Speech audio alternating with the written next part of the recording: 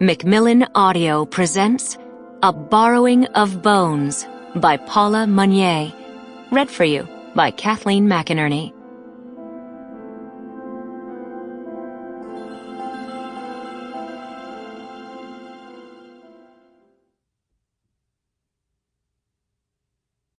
Life is only a borrowing of bones.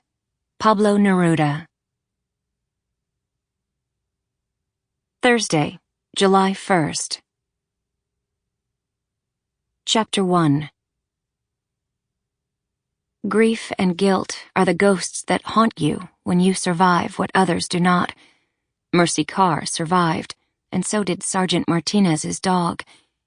Nearly a year after her best friend died in Afghanistan, she rose at dawn and took Elvis on another long hike through the Vermont woods. A tired dog was a good dog. At least, that's what the sergeant used to say. Good was a relative term.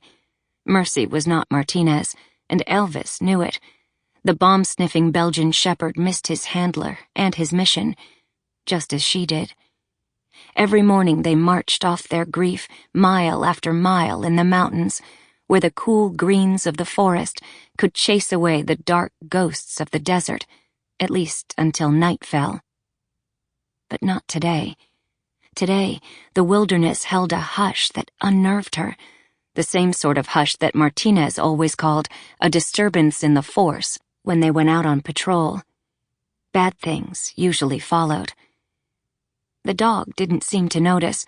He raced ahead of her and plunged through a swollen stream, a streak of damp camel-colored fur disappearing into a thicket of small spruce. Mercy considered going after him, but like most soldiers, she preferred her feet dry. She hoped he'd circle back to her shortly, as he'd been trained to do, and would have done for his sergeant, no problem. She sighed.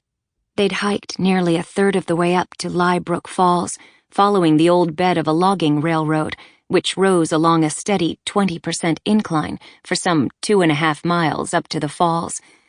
The woods were blessedly calm and empty of people so early in the day. Towering birches, beeches, and maples in full leaf draped the trail in shade. A downpour the night before had left muddy puddles in its wake, and her boots were smudged with dirt. She tramped on, dodging the worst of the mud, and taking care not to slip on the wet rocks, her eyes on the slick, stone-ridden path, and her mind off her future, which loomed ahead of her with no clear goal in sight. After that last deployment, the one where Martinez got killed and she got shot and Elvis got depressed, Mercy and the dog were both sent home.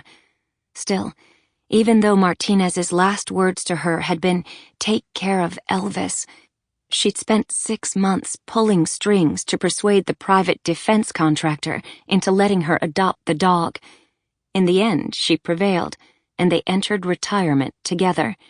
2 former military police, one 29-year-old two-legged female Vermonter with an exit wound scar blighting her once perfect ass, and one handsome 5-year-old four-legged male Malinois with canine PTSD, reclaiming themselves in the backwoods, one hike at a time. The terrain grew rougher, steeper, tougher.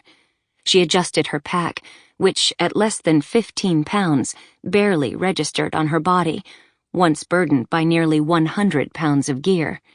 She whistled. Nothing. In Afghanistan, Elvis's job had been to walk in front of his sergeant and their unit, scouting ahead and alerting them to danger.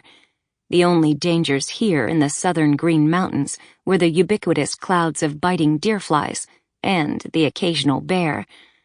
Still, after about 1/4 of a mile, she paused to listen for the sound of a lively dog diving into the scrub, scampering over downed trees, racing up the rocky trail.